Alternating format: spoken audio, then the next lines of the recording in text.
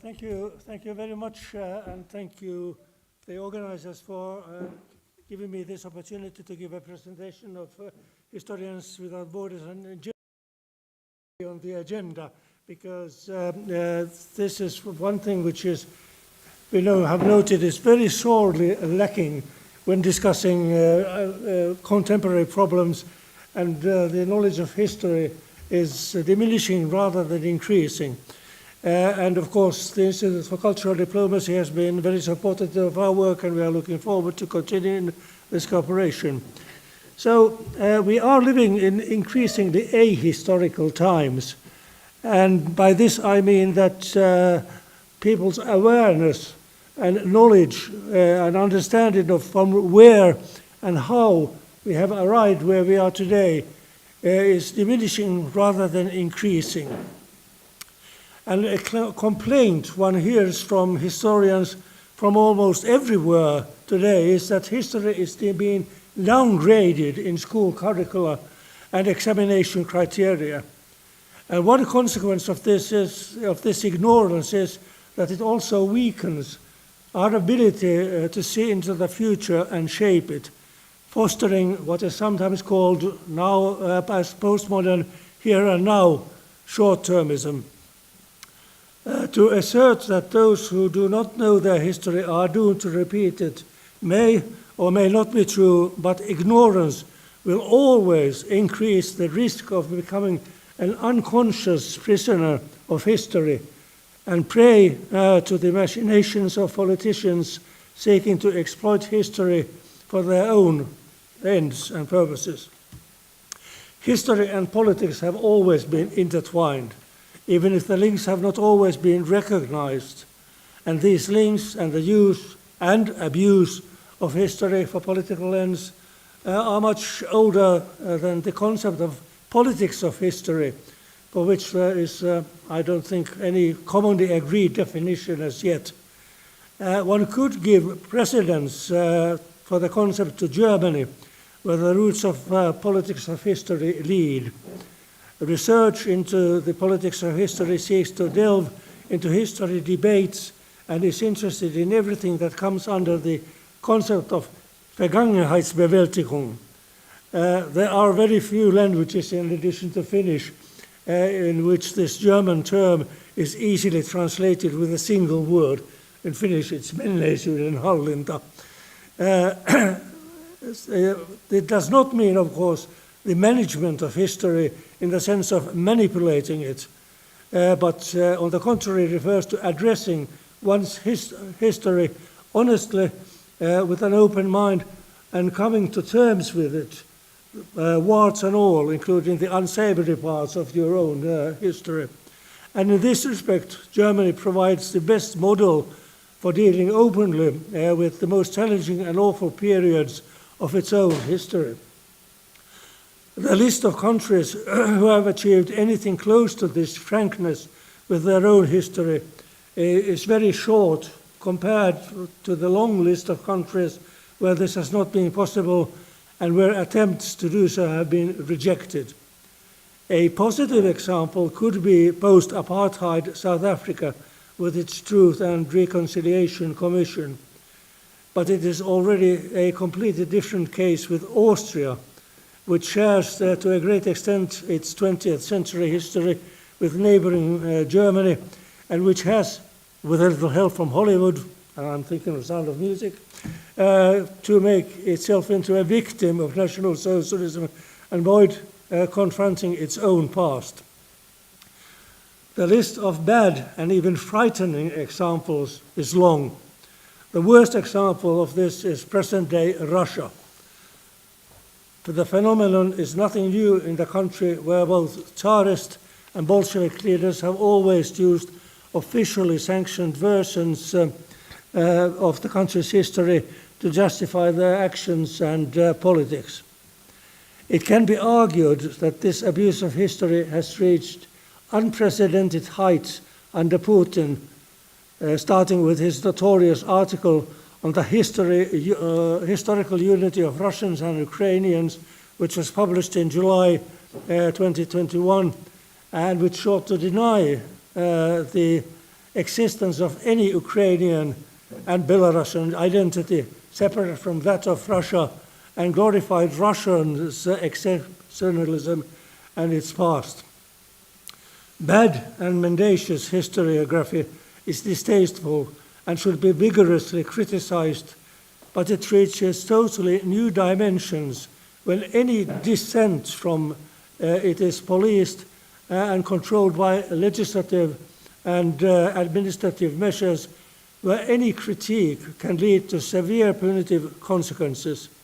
And still worse is, of course, using distorted history as an excuse for making war. Among the new amendments to the Russian constitution is one which criminalizes diminishing the accomplishments of the, quote, defenders of the fatherland, unquote, and their role in World War II. This vague wording, plus a host of lesser legislation, is sufficient to give the authorities wide powers to imprison anyone who engages in criticism of the officially approved Putinist version of Russian history. Although not new, this kind of abuse of history has not always been predominant. After the fall of the Soviet Union, there was a brief period when the Russian government was ready to openly admit Soviet responsibility, for example, for the mass murders in Katyn, and was ready to honor the victims of Stalinism in a joint commemoration with Polish leaders.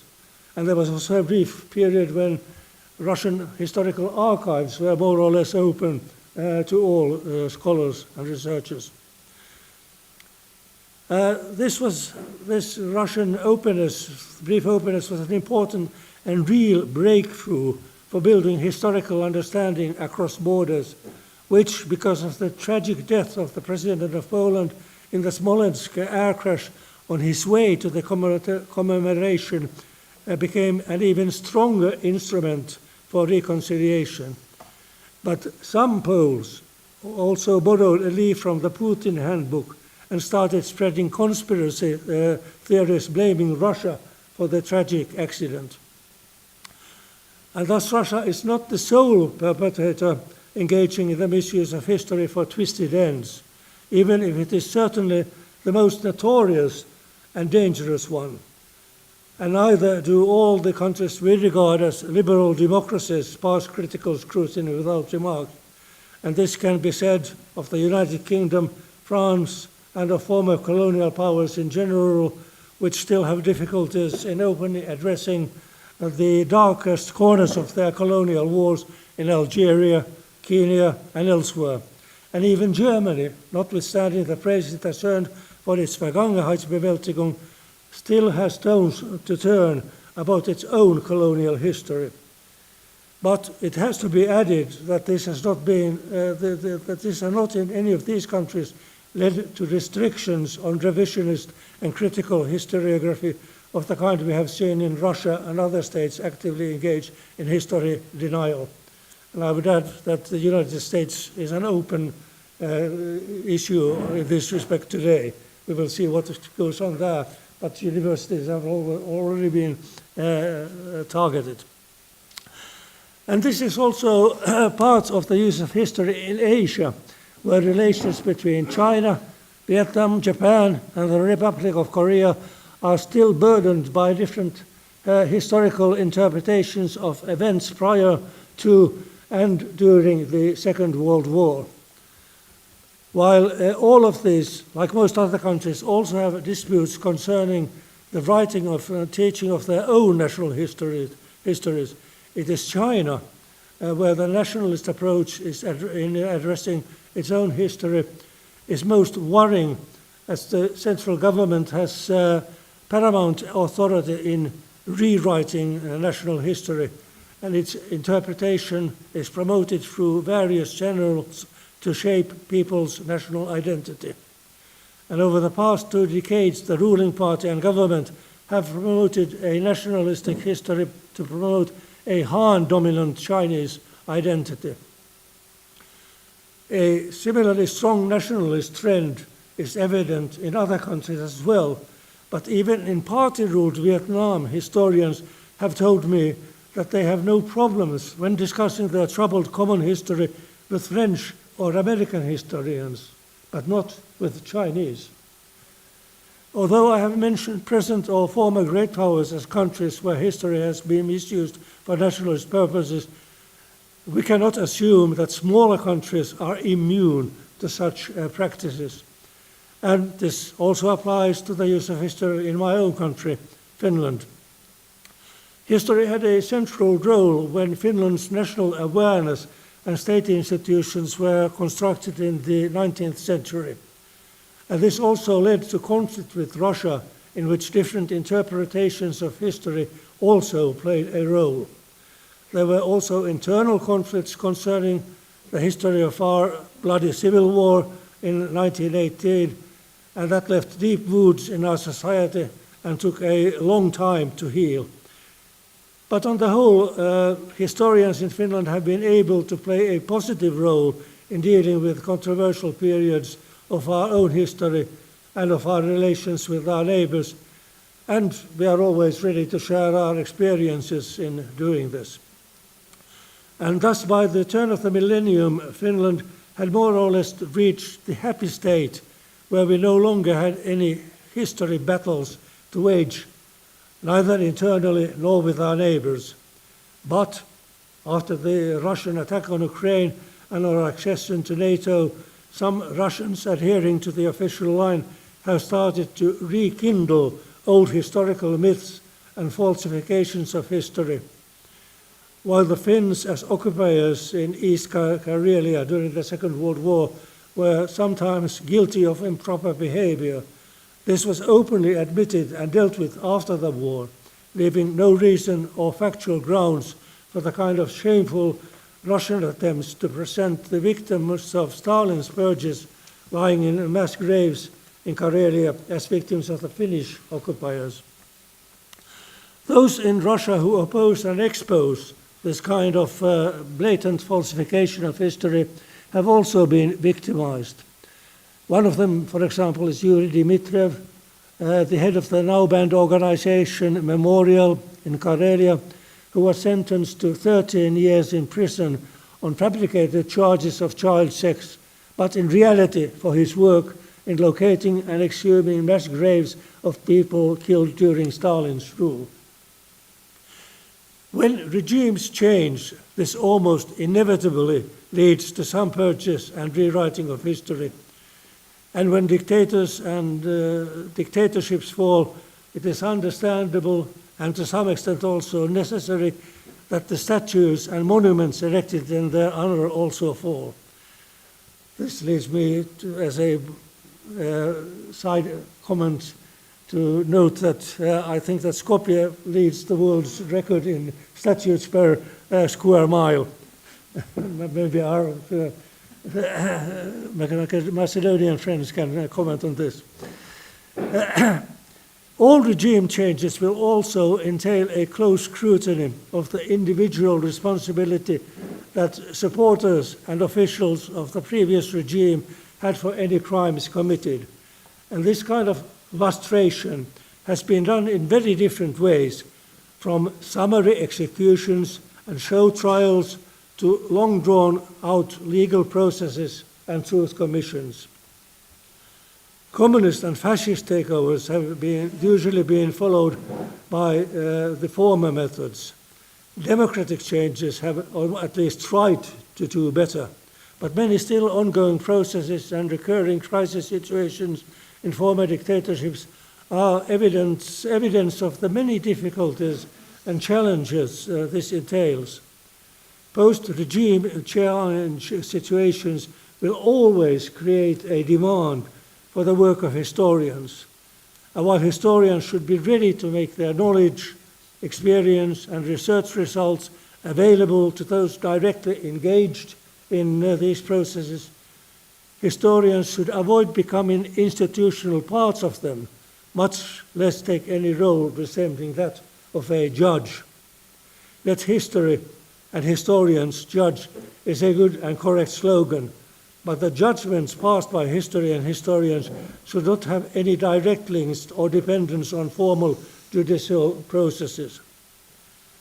A regime change, whatever the viciousness of the former regime, should not and cannot entail erasing history or the eradication of all the very concrete marks and monuments the ancien regime has left. A cultured approach to historical monuments should leave an environment where traces of all our history, the more unpalatable and unsavory parts of it included, can be studied. And as time passes, they can be regarded as historical relicts which need not unduly bother future generations, but will serve as focal points in understanding our past. And I think that nobody would think of demanding that the ruins of the Colosseum in Rome should be demolished because people were tortured and killed there in gladiator games. This kind of respect and comprehension is even more needed when these relics may still arouse contradictory memories, feelings, and passions among different groups of the population. Memorials to those who have lost their lives in wars and conflicts should be, and usually are, respected, irrespective of the nationality of the victims. So while it is relatively easy to make clear what the role of politics and politicians vis-à-vis history should not be, historical truths and interpretations of history should not be made into legislative issues. And while Russia today may be the worst example of this, we could also question the way in which Holocaust denial has been criminalized in some countries. And there are also countries where legislation is to be found on how to, which terminology to use regarding historical events and so on. And as a historian, I have very little understanding of this kind of judicial control.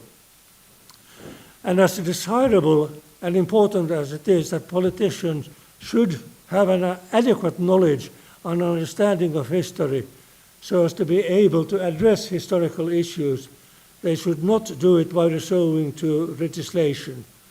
Their task is to see to it that historical research is adequate research and that it can be carried out freely without governmental guidance. This does not rule out politics identifying issues and items where research is needed, nor establishing and funding specific research projects. A good example of this is the project carried out in Finland on all our war deaths between 1914 and 1922, which produced valuable information and enhanced understanding. Politicians should also see to it that historians have unlimited and open access to all historical archives, documents, and other sources.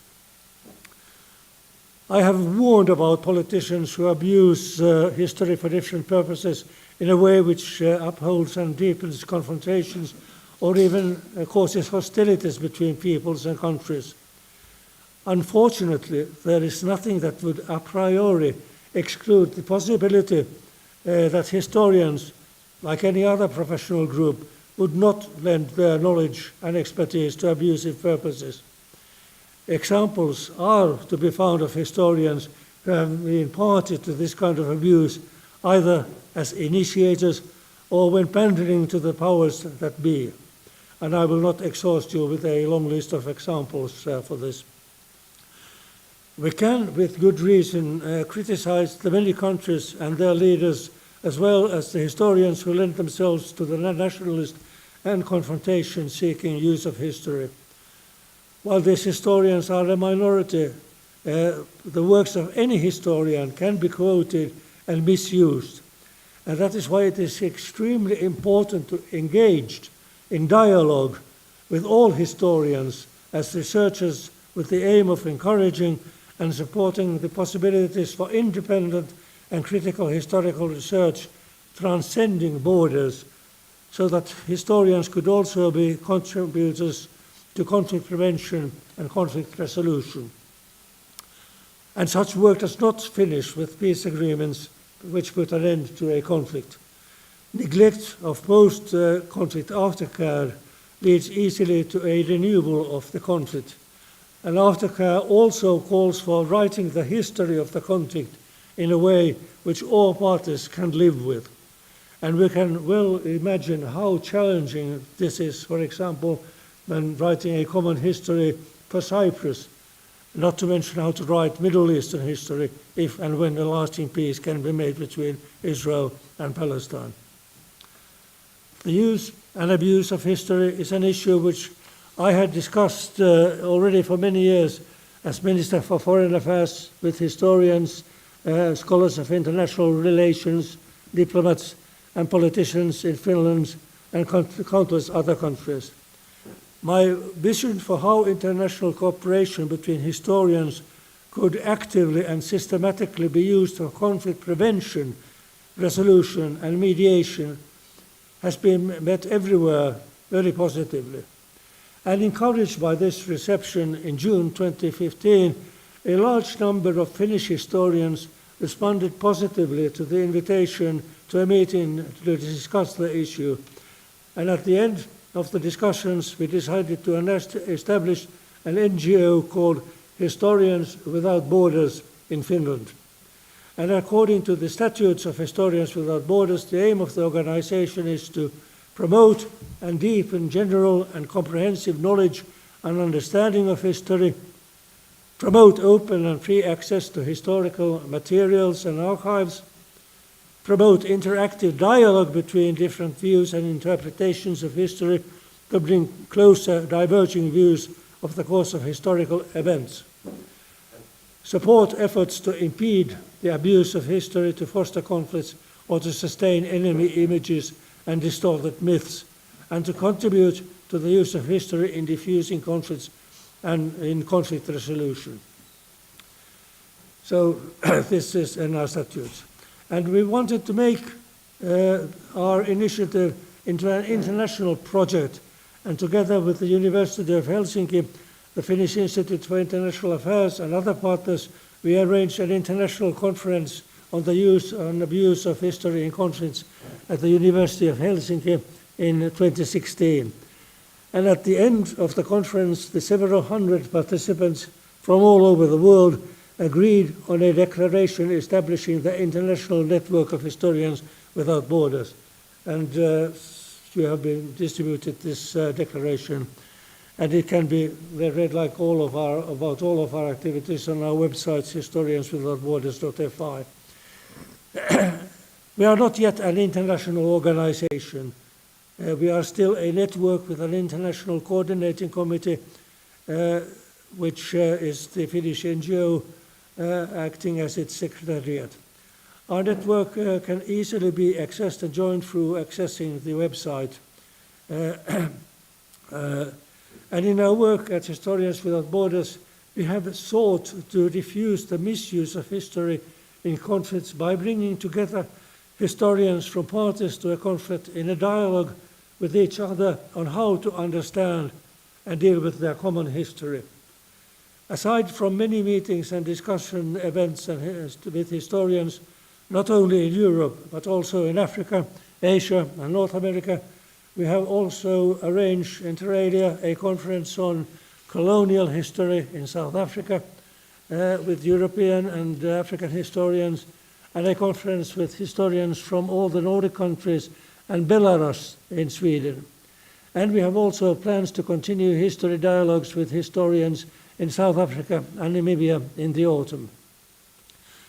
The first step in any attempt to remove history as a source of conflict is to get historians from both sides to sit down together and begin by listening to each other's narratives of their historical relations. Listening to the other side's narrative does not entail accepting it, and it can be contested, but awareness and recognition of those narratives is always the first step towards removing history as a source of conflict. And in this spirit, we have managed twice before Russia's full-scale attack against Ukraine to bring together Ukrainian and Russian historians in Helsinki in closed seminars. While the participants did not agree on very much, They on both sides wanted us to continue facilitating this kind of dialogue. But for obvious reasons, this has not been possible after 2022. But we have received indications from both sides that they would want us to continue this exercise once it once again becomes possible. The two occasions on which I have earlier had the opportunity to address historians at the Russian Academy of Sciences in Moscow and tell them about the principles and work of Historians Without Borders left me with a clear impression that the majority of the profession in Russia shares our aims. But we are all aware of how the honest and open study and teaching of history is not, to put it mildly, encouraged in Russia today. On the contrary, it can seriously imperil the health and freedom of those historians who would want to continue practicing it in Russia. And this has led to a situation where Russian historians are increasingly opting for exile in other European countries, some with official refugee status and others in de facto the same position. We should, as historians in the countries hosting them, engage them in dialogues for laying the groundwork for an open and honest Russian Vergangenheitsbewältigung process once it one day becomes possible in Russia itself. And this is the background for the History in Exile dialogue on Russian memory and history politics in the Nordic and Baltic countries, a project which we started to promote dialogue between historians and history teachers in the Nordic countries and Baltic countries, as well as the public, and engaging these Russian exiles in this process. The focus is on Russian memory and history politics and implications for its historical research in Russian society. And for this project, we have received funding from the Nordic Council of Ministers, and just last week we received a second batch of funding so we can continue this project after the first stage ends now in the summer. And the History in Exile project, with meetings and public events in 2024 and 2025, also aims to highlight the experiences of historians and history teachers of Russian background on the challenges of researching and teaching history in Russia. The project contributes to the networking among all historians and history teachers working at the intersection of history, memory, policy making, and Russian and Eastern European studies. While we are primarily engaged with historians in the Nordic and Baltic countries, we also welcome the participation in the project of both Russian and other historians focusing on Russian history in other countries. And we are hopeful that we can continue as part of this project already in autumn in Berlin with historians based in Germany, both German historians and Russians living there. The project will promote critical discussions on the use and misuse of historical narratives in authoritarian regimes, particularly in Russia, while fostering open research and knowledge sharing among historians and educators with Russian backgrounds. It will also explore how neglecting sensitive historical issues in democratic societies can lead to memory policy abuse or to the creation of enemy images.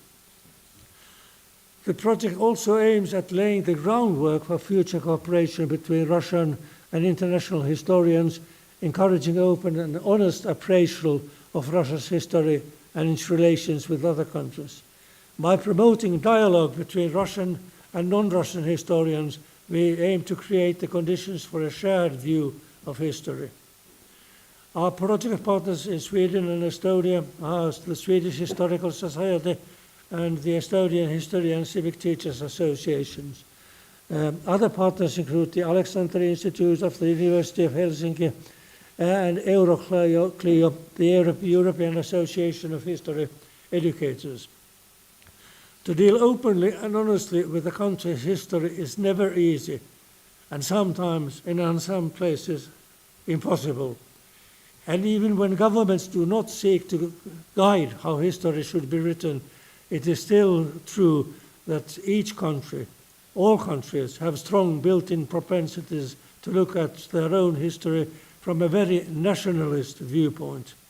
And this is where it is vital that historians look and study history also with historians from other countries, and particularly with those from their neighboring countries. So Historians Without Borders is always ready to engage in dialogues with historians anywhere. And should there be interest in any country to establish a national branch of Historians Without Borders based on the principles stated in our founding declaration, we are ready to offer our support and advice. Historians in many countries, such as presently in Spain, Sweden, Estonia, and Germany, are considering this step. There are also many existing organizations with different names who subscribe to the same principles, and we are keen to be in contact with them as well.